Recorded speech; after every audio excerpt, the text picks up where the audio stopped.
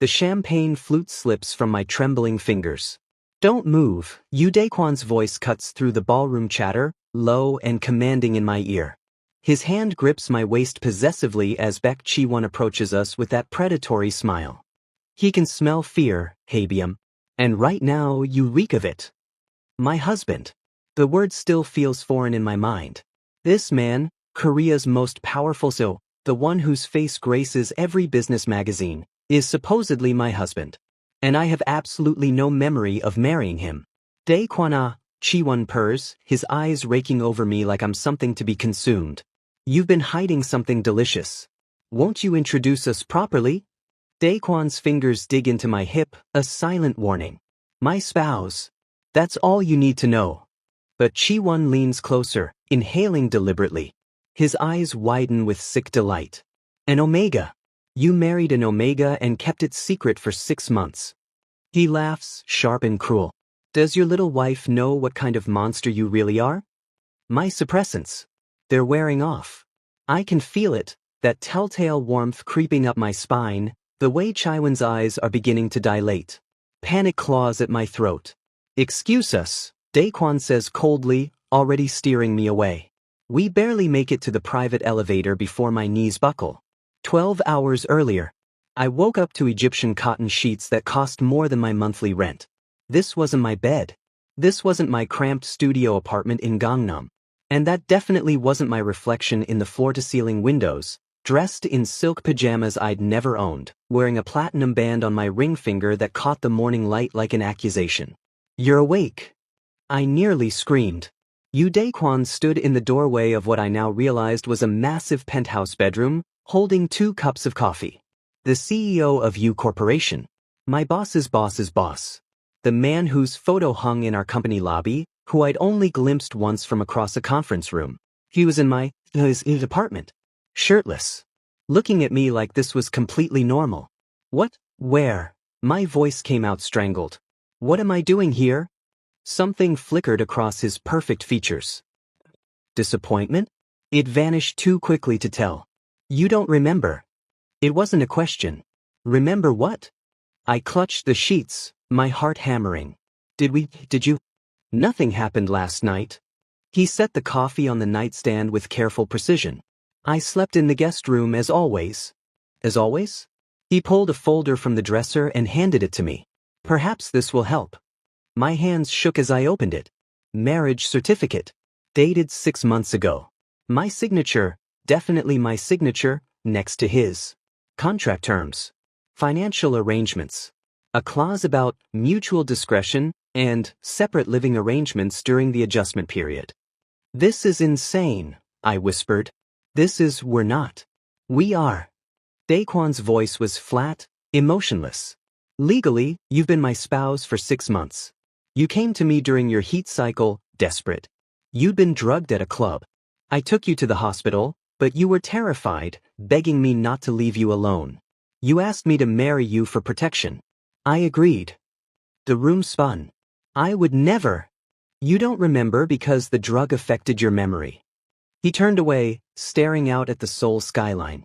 I've been giving you space. Separate apartments, minimal contact. I thought. He paused, his jaw tightening. I thought you needed time. Why now? My voice came out smaller than I intended. Why bring me here today? Because Baek Chi-won is back in Korea.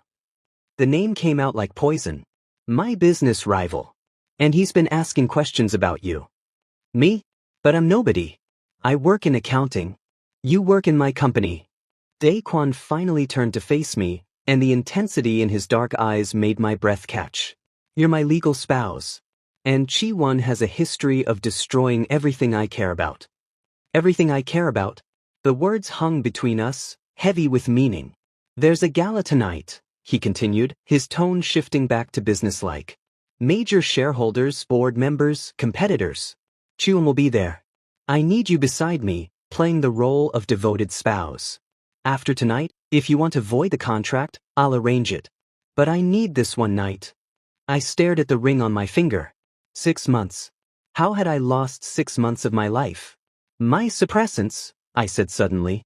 At work, everyone thinks I'm a beta.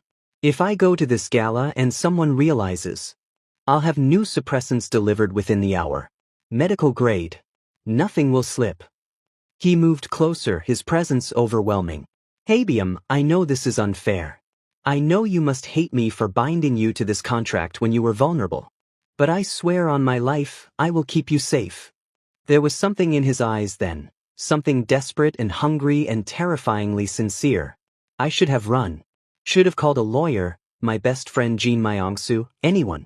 Instead, I heard myself say, one night. The relief that flooded his expression was almost painful to witness. Thank you, he whispered. Neither of us knew that by tonight's end, everything would shatter. The coffee cup shatters against my apartment wall. You're married? Jin Myong-soo's voice cracks with betrayal. For 6 months, Habium? And you didn't think to mention it. I didn't remember, I start, but he's already pacing my tiny living room like a caged animal. To you, Daekwon. The you, Daekwon. He laughs bitterly. My best friend since college, and I don't even know you anymore. I can't tell him the rest. Can't tell him about the pregnancy test hidden in my bathroom trash, the 2 pink lines that appeared this morning. 3 weeks since the gala. 3 weeks since Daekwon returned to his business trips, leaving me alone in this apartment he's apparently been paying for. 3 weeks since I've seen my husband's face. Myong-soo, please. A knock interrupts us. We both freeze. I open the door to find Park Jum-suk, Daekwon's secretary, standing in the hallway with an umbrella and an expression carved from ice. Mrs. Yu, she says, and I hate how the title makes my stomach flip. We need to talk. Alone. Myong-soo bristles. Habium doesn't have to. It's fine, I murmur, though nothing feels fine. I'll call you later. He leaves reluctantly, shooting Jum-suk a distrustful glare. The moment the door closes, she turns to me with unsettling intensity. Be careful who you trust, she says without preamble. What? Your friend. Jin Myong-soo. She moves to my window, checking the street below. How much do you know about his connection to Baek Chi-won? My blood runs cold. Myong-soo doesn't know Chi-won.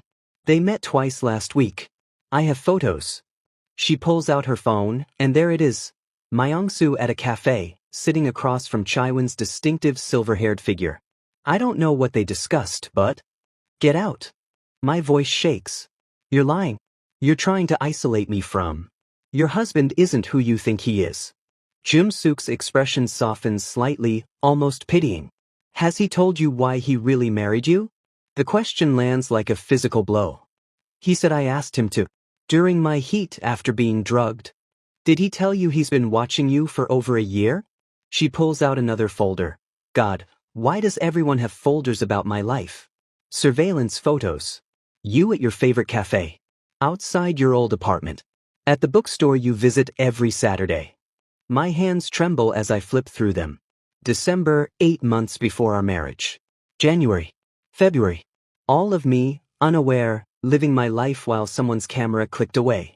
He's a stalker, I whisper. He's obsessed. Jum-suk corrects quietly. There's a difference. But you deserve to know the truth before. Before what? She hesitates. Before you're in too deep to get out. Too late, I think, pressing a hand to my still flat stomach. Way too late. After she leaves, I tear apart my apartment looking for answers. Nothing. No hidden cameras, no more photos. Just my ordinary life, now feeling like an elaborate stage. I need my medical records.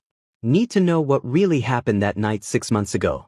The hospital is a nightmare of bureaucracy, but finally, a sympathetic nurse pulls up my file from March. Her expression shifts. Ma'am, are you sure you want? Just show me. She turns the screen. My records from that night are there, but they're wrong. All wrong. The timestamps don't match. The attending physician's name has been changed. I recognize it now as one of you corporation's board members. Even my blood work has been altered. Someone's been tampering with these, the nurse whispers, glancing around nervously. This could cost me my job, but you should know, the original files were sealed by court order. Someone with serious power wanted this buried. I barely make it outside before vomiting into a planter.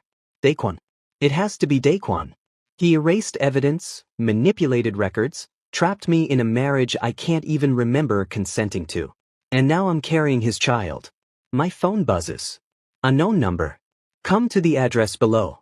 Alone. If you want the truth about your husband. PG. Jim's. Part of me knows this is a trap. But the larger part, the part that's terrified and pregnant and desperately needs answers, is already calling a taxi. The address leads to a traditional Hanok house in Buckshin. Jung-suk opens the door before I can knock. Thank you for coming, she says, and something about her tone has changed. Softer. Almost sisterly?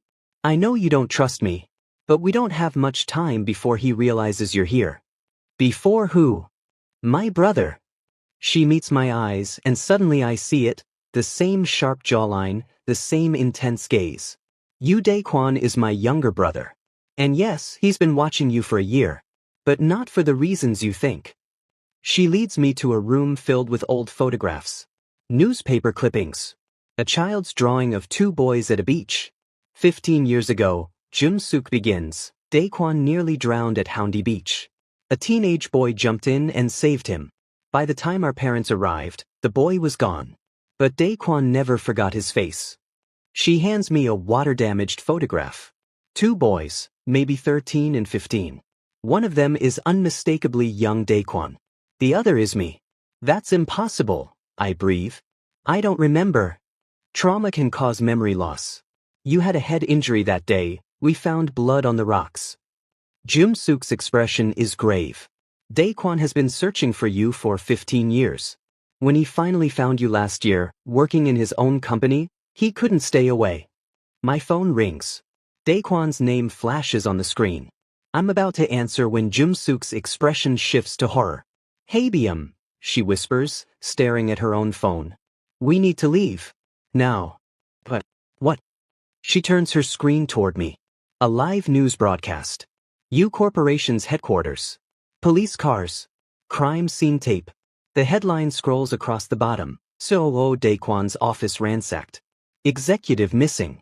And taped to his office window, visible even on the shaky camera footage, is a note large enough to read. If you want your husband back, come alone. You know where? BC. My fingers are numb as I grip the note Jung-suk handed me. Pier 7. Midnight. Come alone or he dies. BC. You can't go, Jung-suk says, but her voice sounds distant, underwater. It's exactly what Chi-won wants. He'll use you to. He has Daekwon. My voice doesn't sound like mine. My husband. My husband. When did those words start meaning something real? I'm already grabbing my coat when Jung-suk catches my arm. Wait, there's more you need to know. About that night at the club a year ago. I don't have time. You weren't randomly drugged, Haebyum. Her grip tightens. Baek Chi-won targeted you specifically. He'd been investigating Daekwon's past, found out about the beach incident, tracked you down. He wanted to bond with you himself, to torture Daekwon by taking the one person he'd been searching for. The room tilts. What? Daekwon was at that club following Chi-won, trying to gather evidence of his illegal activities. When he saw Chi-won slip something in your drink, he intervened. Fought him off. Got you out. She pulls out her phone, showing me grainy security footage I've never seen. Two figures struggling in a club's back hallway. Daekwon throwing a punch. Chi-won's cold smile as he backs away. Then Daekwon lifting my unconscious body, his expression devastated. The hospital, the marriage, it was all to protect you legally. If you were his spouse, Chi-won couldn't touch you without going through Daekwon first. Jung-suk's eyes shine with unshed tears. My brother loves you. He's loved you since he was 12 years old. But he was too afraid you'd hate him for trapping you, so he kept his distance, planning to let you go after 6 months when the threat passed. I can't breathe. Can't think. The pregnancy test. The altered medical records. The surveillance photos. He was protecting me, I whisper. Obsessively. Imperfectly. But yes. She releases my arm. And now Chi-won has him, and you're thinking of walking into a trap while carrying my brother's child. I freeze. How did you? I'm a secretary. I notice everything. A sad smile. Including when my sister-in-law starts drinking ginger tea and avoiding coffee. Sister-in-law. The word cracks something open in my chest. Then you know I have to go, I say quietly. I can't lose him. Not when I finally understand. My phone buzzes. Jean Myong's. Habium, I'm sorry. I messed up. I'm at the warehouse on Pier 7. Chiwon tricked me. He has Daekwon. Please don't come alone. It's a trap within a trap, Jung-suk says, reading over my shoulder. Your friend led you there whether he knows it or not. Then we spring it. I meet her eyes. You said we don't have much time. So let's stop wasting it. Pier 7. 11:47 p.m. The warehouse looms like a rotting corpse against the harbor lights. My footsteps echo too loud on the concrete. Every shadow could be Chiwon. Every sound could be Daekwon's last breath. Right on time. Chiwon emerges from the darkness, and my skin crawls. And alone, just like I asked. How obedient. Where is he? Straight to business. I like that. He circles me slowly. Do you know why Daekwon really married you, little Omega? Not to protect you, but to own you. To make sure the boy who saved him, the one pure thing in his miserable childhood, would be his forever. That's not true. Isn't it? Chiwon's smile is poisonous. He erased your medical records. Stalked you for a year.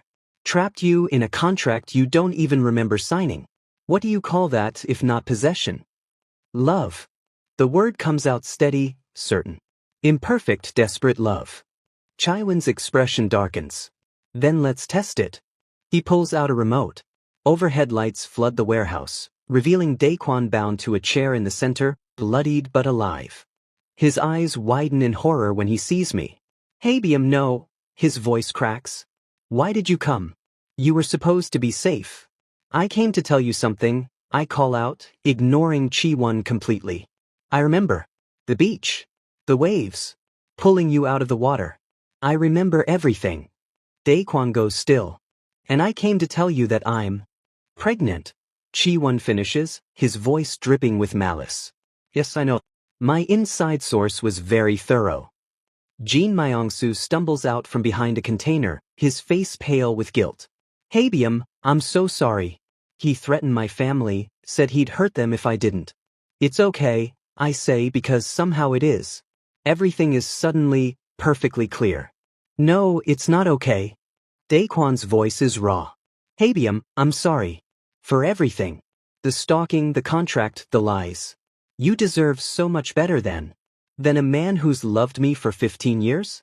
Who saved me from a predator? Who kept his distance because he thought that's what I needed? I take a step toward him. You're right. I deserved honesty. But I also deserved the chance to choose you back. Chiwon laughs. How touching. But none of that matters now. Glass shatters. Windows explode inward. Black-clad figures rappel through the openings. Security, police, SWAT. Jung-suk walks through the front entrance with a detective, holding up her phone.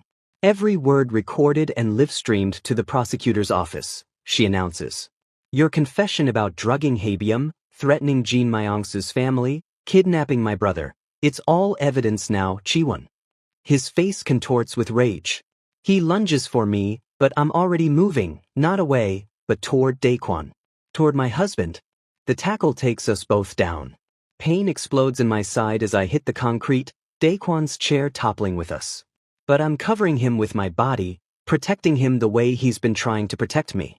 The way I once pulled him from drowning waves. I've got you, I whisper against his bloodied temple. I've always got you. Police swarm Chiwon. Jung-suk cuts Daekwon's bonds. And as my husband's arms finally wrap around me, truly, desperately, without barriers, I feel his tears against my neck. The baby, he chokes out. Are you hurt? Is the baby? We're fine. We're both fine. I pull back to meet his eyes. But we need to talk. About everything. No more secrets. No more secrets, he agrees, pressing his forehead to mine. Starting with this, I love you. I've loved you since I was 12.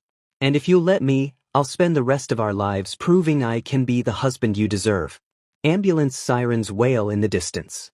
You already are, I whisper. The hospital room smells like antiseptic and regret.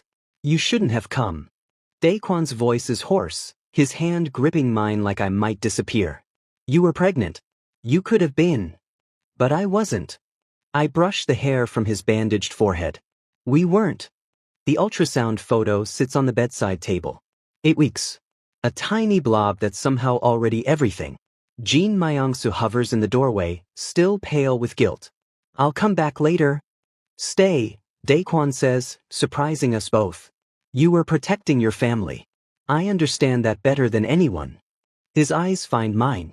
I've made worse choices trying to protect the people I love. Jim-suk enters with coffee, her CO sister authority fully activated. The prosecutor wants your statement tomorrow, Daekwon. Chaiwon's been charged with kidnapping, assault, attempted forced bonding, and about 15 other crimes.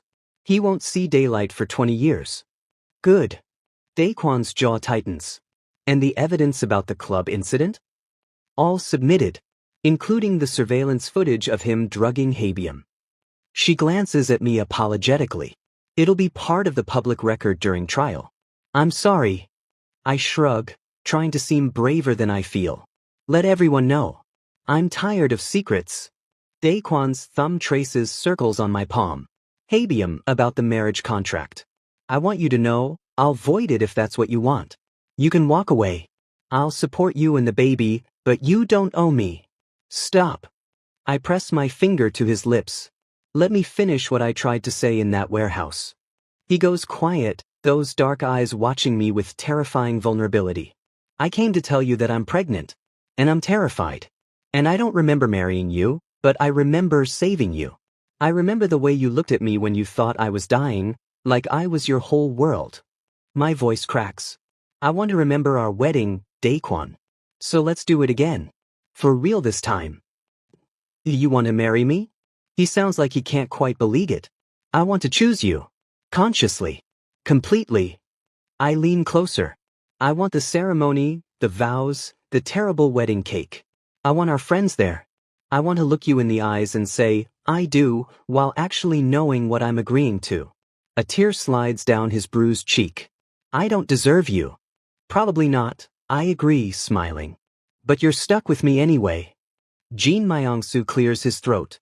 So, am I invited to this wedding or? We laugh, all of us, even Jim-suk, and it feels like exhaling after holding my breath for 6 months. 3 months later, I'm going to kill whoever invented bow ties. Stop fidgeting, Myongsu scolds, adjusting my collar for the 5th time. You look perfect. I look pregnant. You look happy. He meets my eyes in the mirror. And I'm sorry. For doubting you. For almost ruining everything by trusting Chiwon. You were protecting your family. I get it now. I place a hand on my rounded stomach. I do terrible things to protect this baby too. The venue is a private garden overlooking the Han River, decorated with white roses and fairy lights. Nothing like the business gala where this all started. This is intimate. Ours. Jim-suk appears in the doorway, elegant in a navy dress. Ready? Your husband is about to wear a hole in the aisle from pacing. He's not my husband yet, I point out. Technically, he has been for 9 months. She smirks. But who's counting? The music starts. My heart hammers as I step outside. And there he is.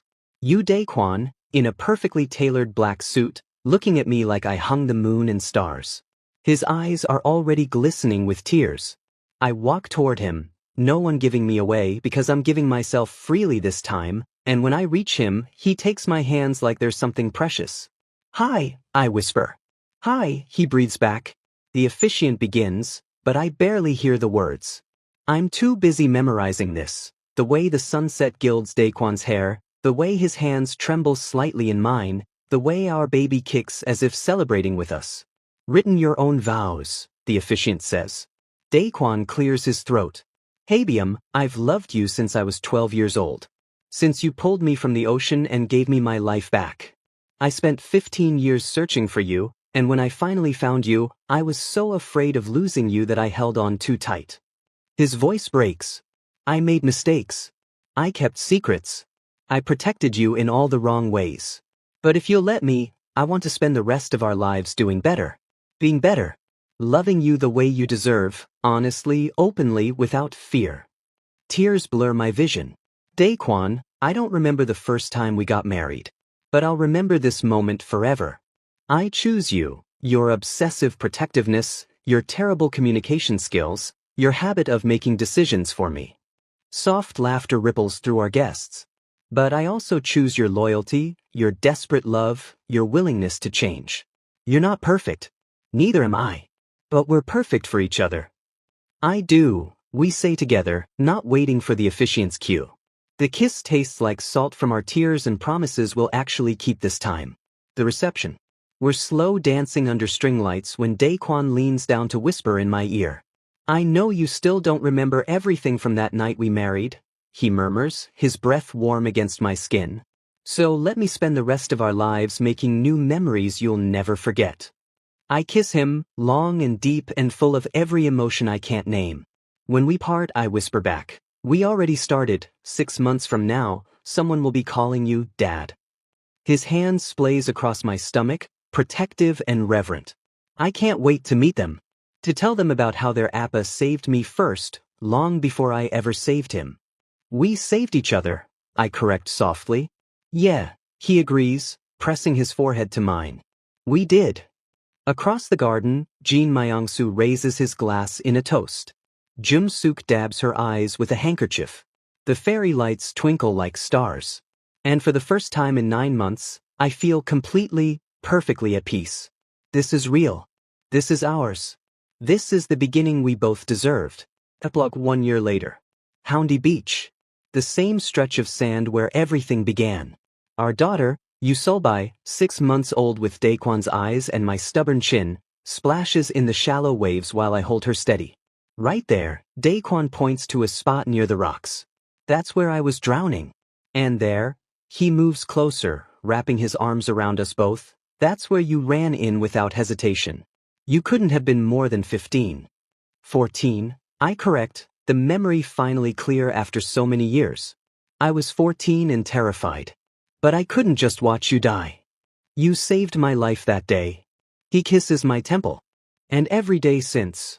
Solbai giggles, grabbing for the water. Our wedding rings catch the sunlight, matching bands engraved with coordinates of this beach. Thank you, Daquan says quietly, for giving me a second chance. For choosing me twice. I lean back against his chest, watching our daughter discover the ocean that once tried to take her father from the world. I'd choose you 1,000 times, I tell him. In every lifetime. Every version of this story. He holds us tighter. Every version of us. The waves roll in, gentle and endless, carrying away the past and bringing us toward whatever comes next. Together,